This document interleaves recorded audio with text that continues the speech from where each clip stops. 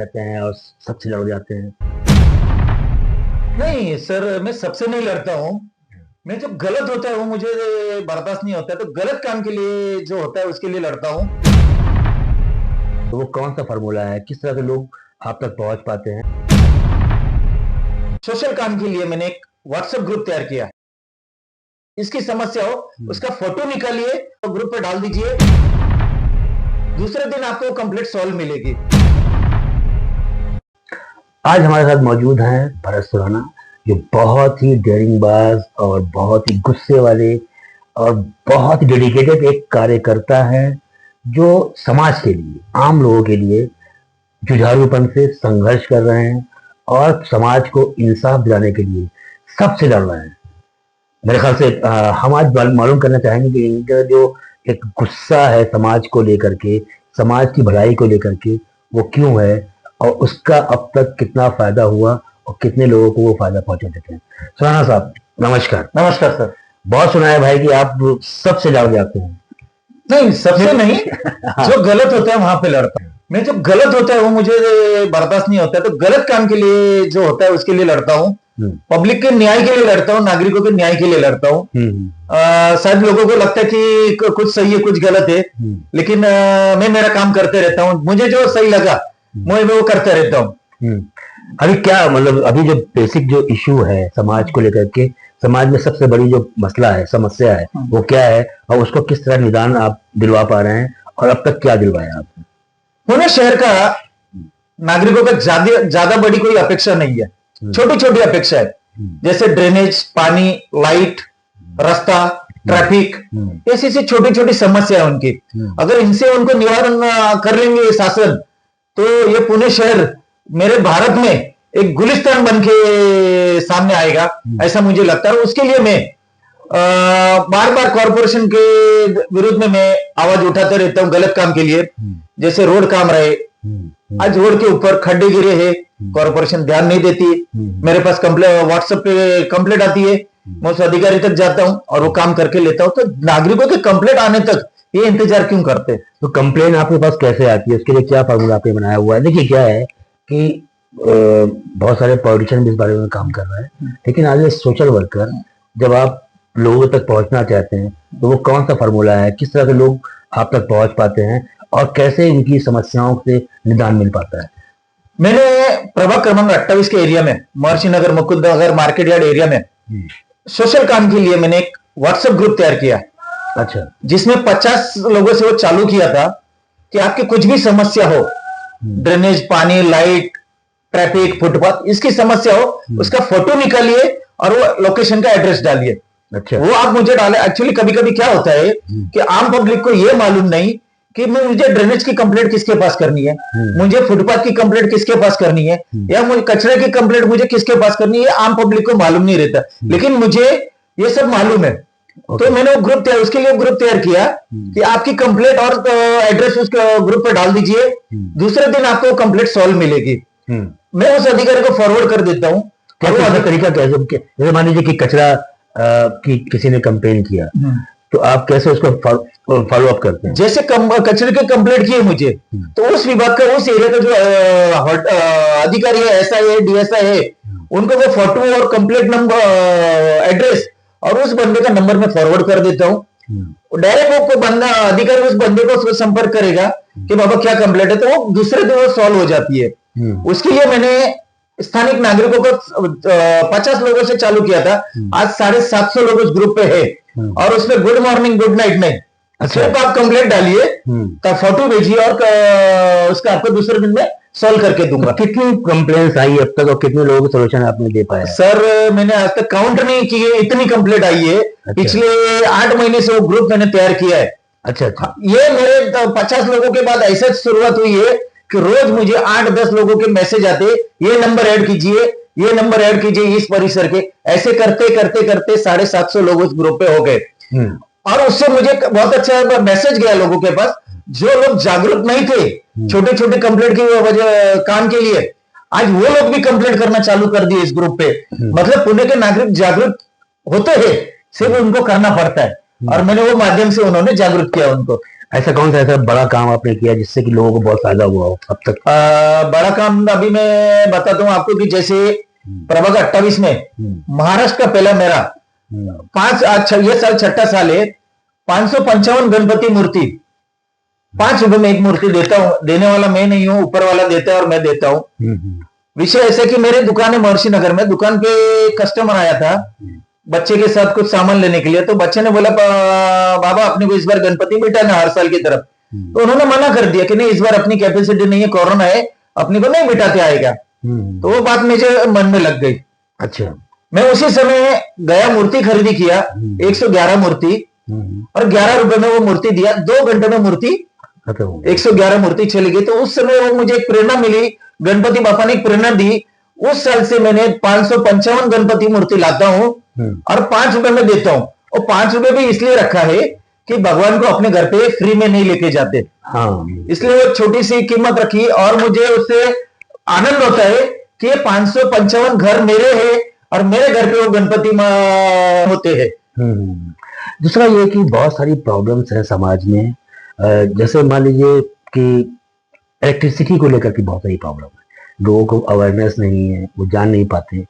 तो उसके लिए आप क्या कर रहे हैं और क्या है उसका सोल्यूशन बताना? क्या होता है, छोटी छोटी समस्या है ना, मैंने पहले भी बोला कि आम पब्लिक किसके पास जाना है उनको मालूमात नहीं रहती। आपको एक मैं छोटी सी जानकारी देता हूं आपके फायदे के लिए, कि अगर आपके घर की लाइट चली जाती है और आप तुरंत कंप्लेंट करते हैं तो कुछ घंटों के बाद आपको प्रत्येक घंटे का 50 रुपए एमएससीबी रिफंड देने का नियम है। अच्छा। वो नियम आम पब्लिक को मालूम नहीं है, लेकिन उसके लिए आपको कंप्लेंट करनी पड़ेगी। एमएससीबी देगा, एमएससीबी देगा आपको, पब्लिक को। यस, पब्लिक को देगा। ये है किन लोगों को देंगे? जो कंप्लेंट करेगा, कंप्लेंट दर्ज होगी, उसका आप कंप्लेंट नंबर लीजिए। और कुछ घंटों के तक लाइट नहीं आई तो आप उसका प्रत्येक घंटे का आप रिफंड मांग सकते हैं उनसे। ये नियम है, नियम है। अच्छा। क्योंकि हम जब उन्होंने अपने लाइट बिल बेचते अलग अलग प्रकार के टैक्स लगाते, ये हमको दिखता है, लेकिन ये नियम वो नहीं बताते। अच्छा। तो आप जागरूक होइए, और अगर आपकी लाइट जाती है तो आप लगेज कंप्लेंट कीजिए, ऑनलाइन कंप्लेंट कीजिए, उनके साइट पे जाके कंप्लेंट कीजिए और कंप्लेंट नंबर लीजिए। कुछ घंटे के बाद लाइट नहीं आया तो आप रिफंड मांगिए। जो पूरे एरिया के अगर लाइट गई तो सभी को मिलेगा या फिर जो जिसने कंप्लेंट नहीं, जिसने कंप्लेंट की है उसको ही मिलेगा। तो मेरा ये कहने का ज्यादा से ज्यादा कंप्लेंट कीजिए, क्योंकि क्या होता है जिसको भूख लगी उसको ही खाना मिलेगा, सबको तो मिलेगा नहीं। ये सिस्टम है सरकार का। नहीं, ये बहुत जानकारी की बात है, क्योंकि खासतौर से महाराष्ट्र का टैरिफ बहुत हाई है, महंगी बिजली है। अगर और उसके बाद अगर बिजली नहीं मिलती, और जैसा उन्होंने बताया कि अगर बिजली ज़्यादा तक नहीं आती है इलेक्ट्रिसिटी, तो आप उस पर क्लेम कर सकते हैं अपने जो 50 रुपए घंटे के हिसाब से, तो आप लोगों को करना चाहिए। दूसरी बात यह है कि बहुत सारी चीज़ें हैं समाज को सुधारने के लिए, तो आप किस फील्ड में ज़्यादा काम कर रहे हैं कि जो मतलब आम लोगों को जिससे फायदा पहुंचे? मैंने आपको बताया कि पुणे शहर की जो पब्लिक है ना, उनकी छोटी छोटी अपेक्षा है, ड्रेनेज, पानी, लाइट, और इस समस्या से पुणे शहर जूझ रहा है। आज पुणे शहर के ट्रैफिक, इसमें हम वर्ल्ड रिकॉर्ड पे नाम आ गया हमारा, वर्ल्ड में 4था नंबर हमारा रैंक है ट्रैफिक तो पूरी इंडिया में या दुनिया में है। आपके पास का सोल्यूशन है उसके लिए? उसका सोल्यूशन है ना कि सबसे पहले तो ट्रैफिक कर्मचारी रोड पे होने चाहिए। दूसरा सॉल्यूशन है कि आज पुणे शहर में बालगंधर रोड छोड़ा तो एक रोड ऐसा नहीं है जो 1 किलोमीटर रोड क्लियर व्यवस्थित हो। ट्रैफिक जाम कब होता है? जब हम एक आदमी मेरी गाड़ी खड्डे में गिरती है तो उसको सेकंड लगते कुछ, उसकी वजह से धीरे धीरे ट्रैफिक बढ़ता है। अगर रोड अच्छा होगा, सिग्नल अच्छे होंगे, ट्रैफिक पे कर्मचारी व्यवस्थित खड़े रहेंगे, तो 30% ट्रैफिक प्रॉब्लम सॉल्व होने का हो सकता है। ओके, तो आपने कुछ पहल किया इसके लिए? कुछ लोग इसके एक सर्वे हुआ था कि कात्रज से शिवाजी नगर तक पुलिस ने और पुणे सोशल एनजीओ ने सर्वे किया था कि एक सिग्नल तोड़ के जा रहा है और एक सिग्नल पाल के जा रहा है। अच्छा। सिग्नल तोड़ के वो बंदा 4 मिनट पहले उधर पहुंचा, और जो पीछे से आने वाला 4 मिनट लेट ही आया। तो मेरी आम नागरिक से एक विनंती है, 4 मिनट के लिए अपनी जिंदगी धोखे में मत डालिए, खतरे में मत डालिए। आपके पीछे आपका पूरा परिवार है, उसका सोचिए, समाज का सोचिए, देश का सोचिए। ये तो पब्लिक के लिए, पब्लिक सिविलाइज बनेगी और ट्रैफिक भी फॉलो करेगी तो इससे प्रॉब्लम बच सकते हैं। बाकी एडमिनिस्ट्रेशन क्या करे ताकि ट्रैफिक कम हो? नहीं, मैंने आपको बोला ना कि ट्रैफिक कर्मचारी रोड पे खड़े रहे, सिग्नल का टाइमिंग व्यवस्थित अरेंजमेंट कीजिए, रोड के खड्डे को आप व्यवस्थित रोड व्यवस्थित बनाइए। आज आज रोड बनाया है और 6 महीने के बाद इधर ड्रेनेज डाल रहे हैं, उसके ऊपर वापस खोदना पड़ रहा है, 6 महीने के बाद पानी की लाइन डाल रहे हैं। तो आपको क्या कर रहे हैं? आप नियोजन क्यों नहीं कर रहे? क्यों नहीं कर रहे? ये एडमिनिस्ट्रेशन की जो प्रॉब्लम है, तो एडमिनिस्ट्रेशन से आप, जो कॉर्पोरेशन है उससे आप, जो ऑफिसर्स हैं उनसे आप बात करते हैं, कुछ बोलते हैं, कुछ कहते हैं इस बारे में, क्या किस तरह से आवाज उठाते इस हैं? बारे में मैं कॉर्पोरेशन के कई अधिकारियों से मेरी मीटिंग हुई है कि आप पहले तो ज्यादा ड्रेनेज काम करना है, पानी की पाइपलाइन डालनी है, या फुटपाथ रिपेयरिंग करना है, या रोड रिपेयरिंग करना है, या ब्लूप्रिंट पे लीजिए पहले। अच्छा, जब तक आप ब्लूप्रिंट पे नहीं लेंगे, आपको 20 साल के बाद वो ड्रेनेज लाइन कितनी नीचे आपको मालूम नहीं पड़ेगा, कभी काम किया ये आपको मालूम नहीं पड़ेगा। इसलिए बार बार ये पुणे शहर बारिश के अंदर तो पानी जाम होने का सबसे बड़ा कारण यही है। तो मैंने उनको सबसे पहले तो यही सजेशन किया कि इसको आप पहले ब्लूप्रिंट पे लीजिए। कचरे के विषय में भी मैंने बोला है कि पुणे महानगर पालिका ने कुछ साल पहले एक संकल्पना ली थी, कंटेनर मुक्त पुणे शहर। माननीय आयुक्त साहब, पुणे शहर का कंटेनर मुक्त हुआ है क्या? या पुणे शहर को आप पहले बताइए। आज पुणे शहर में जगह जगह पे कचरा पड़ा हुआ है। आप बोल रहे कि हम इंदौर पैटर्न लाने वाले। सर, सबसे पहले आप अपने कर्मचारियों को व्यवस्थित कीजिए। जब तक कर्मचारी ड्यूटी व्यवस्थित नहीं करेंगे तो आप वो पैटर्न कितना भी लाइए, आम पब्लिक के ऊपर आप दंड करें या उनके प्रेशर लाके नहीं कर रहे। आपकी शिकायत है कि कॉर्पोरेशन ठीक से काम नहीं कर नहीं हो रहा है, नहीं हो रहा है। क्या और क्या, तो किस तरह से आप चाहते हैं, क्या करना चाहिए और क्या खराबी है कॉर्पोरेशन में? जैसे अभी कुछ दिन पहले एक घन कचरा विभाग ने अच्छी संकल्पना लाई है कि कुछ कर्मचारी दिन में काम करेंगे और कुछ कर्मचारी रात को काम करेंगे। अच्छी संकल्पना है, लेकिन मेरा एक कहना है कि जो आप कंटेनर मुक्त संकल्पना लाइए उसको पहले आप पूरे व्यवस्थित कीजिए। जगह जगह पे आम पब्लिक कहीं पे भी कचरा फेंकती, मैं सिर्फ आपको दोष नहीं दे रहा हूं, इसमें आम पब्लिक का भी दोष है कि आप भी कचरा कहीं भी फेंकिए मत। आपके लिए जहां व्यवस्था की है, जहां पे कंटेनर का जगह थी पहले, उस जगह पे रखिए, या फिर आपके घर पे जो संस्था की कचरा लेने वाले आते हैं, सफाई कर्मचारी जो आते हैं, उनको आप कचरा दीजिए। सिर्फ 40-50 रुपए 60 रुपए का विषय है, वो मत देखिए। उसकी वजह से आप रोड पे कचरा फेंक के रोगराई फैला रहे आप, और इसमें आपका घर भी रोगराई के इसमें आ रहा है। तो पहले अपने को हमारे घर से चालू करना पड़ेगा। पहले हम साफ सफाई रखेंगे, कॉर्पोरेशन के अधिकारी साफ सफाई रखेंगे, तो जरूर हमारा पुणे शहर इंदौर पैटर्न बनेगा, नहीं तो नहीं बनेगा। एक व्यवस्थित कॉर्पोरेशन के लिए, व्यवस्थित जो व्यवस्था के लिए, समाज के लिए कॉर्पोरेशन का कितना रोल है, और क्या वहाँ के अधिकारी इस बात को फॉलो कर पा रहे हैं, काम कर पा रहे हैं ठीक तरह से?